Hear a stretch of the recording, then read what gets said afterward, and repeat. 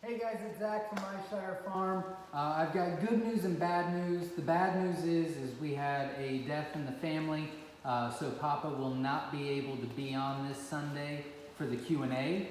So you will have to have me again. I apologize in advance, but it'll be this coming up Sunday, 7 p.m. Eastern Standard Time.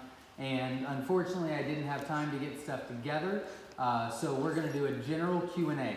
You can bring your any question that you have concerning the Coturnix quail or Myshire Farm or anything like that, and we'll just have a discussion that way.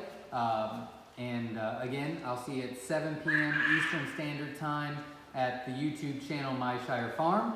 But I also will be introducing a new quail that you will be able to start purchasing from us shortly, and I will introduce that at the beginning of the video on Sunday. So hopefully you can be there, and we'll see you then. Thanks.